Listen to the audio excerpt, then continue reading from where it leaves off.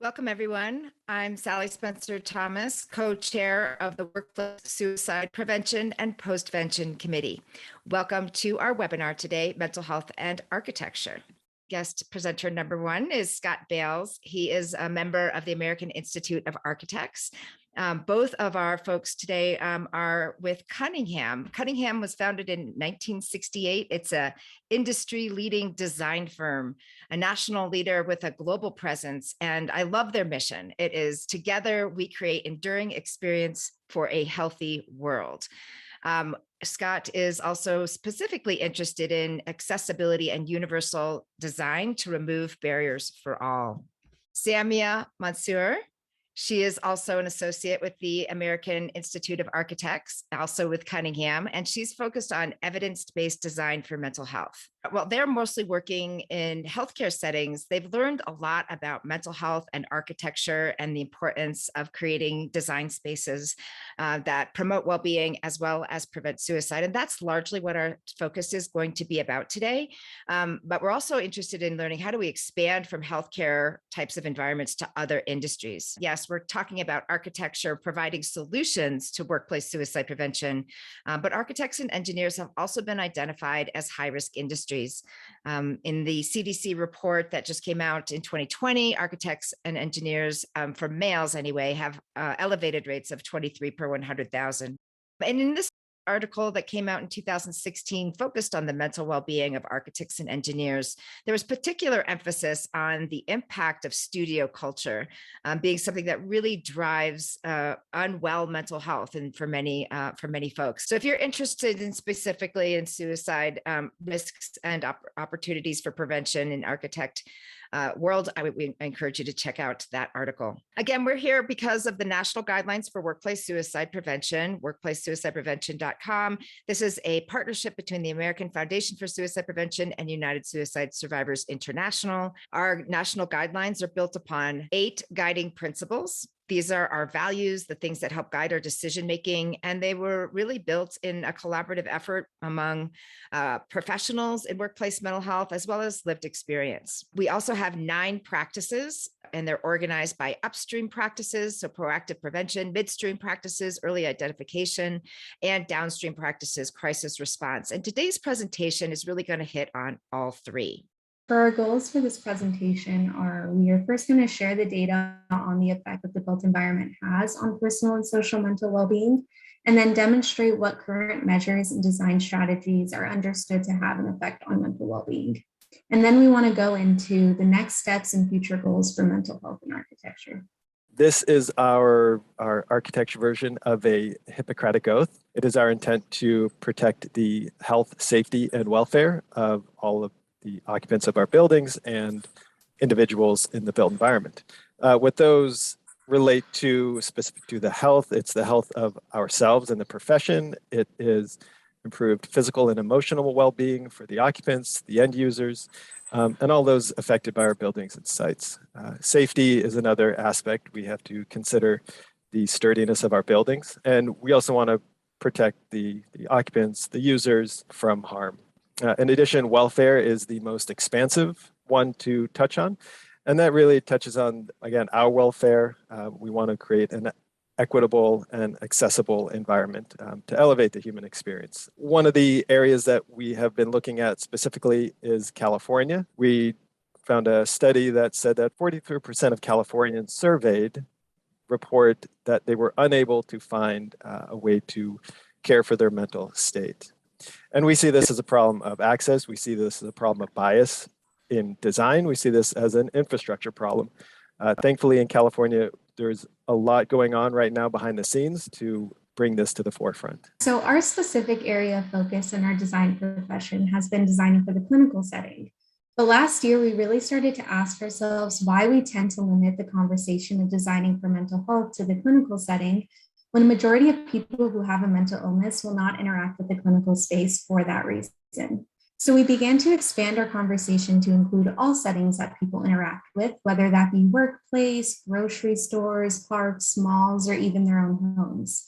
And we found a study by an Australian-based architect, Jan Golembolowski, that found that people with a mental illness are 75 times more reactive to the negative stimulus in an environment than those without. And this is a really important finding because it shows that how we design spaces can have more of an effect on people than what we initially understood. And if we don't avoid those negative stimuli in an environment, it can lead to a snowball of adverse effects on an individual. When looking at these two photos, we see that there are some things that we can take from both the clinical and non-clinical spaces to find that happy medium. Neither, as they are fully supportive of our well-being, but both have aspects that can be.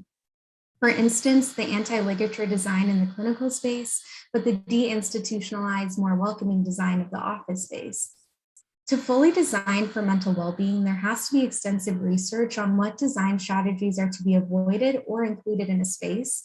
So our first step was to begin to look more into the existing guidelines that there are, and we also did a literature review to identify evidence-based design strategies. And although the literature findings are mostly related to healthcare, we found that there are so many overlaps that can begin to become implemented in the rest of the built environment.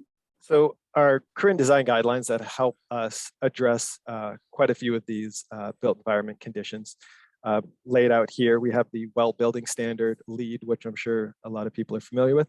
FGI is more geared toward healthcare, but there's a large cultural change going on within that to address a deinstitutionalized approach to design for healthcare facilities. And then as we go further into LEED, there are more specific guidelines. One is the RELY, further down the line is regenerative. And then when we get back into the building design and facility, we get into the behavioral health facility design guidelines. One of the key aspects that we look at from the well building standard is their standard on air quality. There was a World Health Organization study that showed 9 out of 10 people worldwide suffer from air pollution, and those affect our neurovascular disease, cardiovascular. Air pollutants also cause serious neurodegenerative effects, ranging from behavioral health variants to disorders. And when we're addressing the spaces for these patients, we take a lot of the tools that come from that, as Samia stated, and try and address them to a broader audience. These two images break down a supportive and unsupportive design for an office. The first picture shows a lack of individuality or natural light and has no variety of spaces for people to choose from. But the picture on the right shows an office space with a lot of the well building standards being implemented, plus a little bit more. So through evidence-based design and design guidelines, we find that one of the most important design strategies for mental health, aside from the obvious natural light and access to nature, is providing people a choice. Everyone is unique in their needs, and that should be shown through our designs. Some people require quiet spaces to retreat to in order to avoid becoming overstimulated or overwhelmed, while some people thrive in being in a space with a lot of collaboration and that hustle and bustle. So the illustration shows some collaborative spaces and then some individual spaces that are still integrated in the main area, and then some quiet spaces that have a barrier between them. So most people's needs can be met. And research shows that providing this so that individuals can adjust their environments is associated with job satisfaction and group cohesiveness. The space also includes a racetrack design for people to walk around if they wanted to, which touches on the WELL standard of movement. So we see that the design guidelines are a good place to start, but the picture on the right even takes that one step further, which shows that we can continue to take our existing guidelines and evidence-based research to the next level to create that optimal space for all. Touching on the well building standard one last time here, these are the elements that we address in that, and you can see the imagery associated with it. We have food, community, lots of light, lots of open space, exercise, and then respite. These are important aspects of the built environment, which we try and infuse across the spectrum. We don't want to leave spaces untouched. We want to really dig down and find as many ways as creating a supportive environment. And that should go well beyond just the office, just the workplace, and go out into the community. And those community services include health and wellness points, then health services benefits, family support. And this translates into flexible schedules that come with that workplace, and occupant surveys that are conducted annually in order to find ways to better address the needs of the employee or the occupant of the space. So now when we look at designing for well-being, we want to be able to touch on all of the points that we have laid out here, whether it be intellectual, physical, social, spiritual. These become parts of the social determinants of health. And in order to address those and to really support that globally, we look at projects that may not be doing that very well. Here's an example of a student housing proposal for UC Santa Barbara. And what we see here is the ability to touch on the financial, the ability to touch on a required amount of space, but it's really a crisis response. And we want to avoid as many crisis responses as possible when it comes to design. I don't know who said this quote first, but we don't see people failing, we see design failing. And when we look at this from the work from home aspect that began so many years ago, it really doesn't create a supportive environment to address agency, to address choice. It is emotionally disconnected. And if the goal is to address one crisis, they've multiplied many more crises out of a project like this. So these are some of the evidence-based design strategies that have been proven to be beneficial for someone's mental health. The ones that a lot of people are familiar with and find worth implementing in their spaces are maximize daylight and visual or physical access to nature. And these have many benefits, including in a clinical setting, speeding up healing and recovery time. So that just goes to show how beneficial it could be for people in a non-clinical setting. And in general, research shows that biophilic design can boost positive feelings and reduce negative ones. Wayfinding is also another design strategy that is really important because people feel most comfortable in spaces that they know how to navigate. So ensuring that an environment is easy for all users to use is critical in reducing any anxious feelings. We touched on supporting autonomy in the previous slides, but also ensuring that there's proper noise control to reduce overstimulation, and also creating a safe design for all, which we do by using anti-ligature features in clinical spaces, but how do we incorporate some of that design in non-clinical spaces? And creating a deinstitutionalized environment is also critical, which includes creating a warm, welcoming environment. It's important to veer away from using words such as home-like because not everyone has a great relationship with home, but taking qualities from why a lot of people use the word home-like that it brings some people comfort, can help enhance our design. And these are also all strategies that can reduce risk as well. So again, back to the risk assessment and how we apply it, we look at balancing the risk to balancing that comfortable feeling that we can all go and enjoy a space. We look to harm reduction, anti-ligature, maximum observation. And then when we expand upon that to what we consider supportive design, it generates a positive distraction.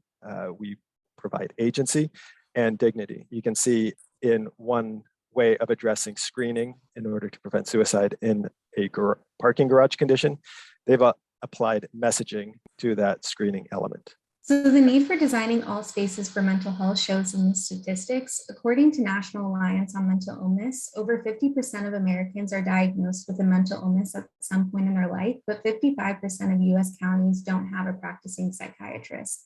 And this just shows the fact that a majority of children and adults with a mental illness are left untreated. So again, when it comes down to applying the continuum of care across typologies, we look at the work from home life, we look at the office environment, and then all the spaces that connect us in between. The goal is to promote agency, choice, spontaneous choice, and we believe that providing good supportive design and creating a culture of caring within those atmospheres that we can begin to address these conditions from a design standpoint. There's an imperative to design to support our collective mental health and well-being, and then understanding where that continuum begins. Is it our home, the Starbucks we go to, our work? And in these places, are we making sure that we're including stakeholders in all the phases of design, which we do in the clinical settings, but are we including them as much as they're needed to when designing condos or workplaces? Because including the stakeholders will help to create a supportive design that will then result in a safe and intentional environment with the end user's needs being fully addressed. So we wanted to pose the question, where do you see supportive design is the most needed? And that wraps it up for us. Fantastic. Thank you so much, Scott and Samia. This was excellent. It's so different than our usual conversations here, really expanding our thinking on what's possible in workplace suicide prevention. So everyone, please, if you will, take action and take our pledge, if you haven't already, to make workplace suicide prevention part of your overall health and safety priorities. Just go to workplacesuicideprevention.com and become a registered pledge partner. And we'd love to hear what you're doing. All right. Thank you.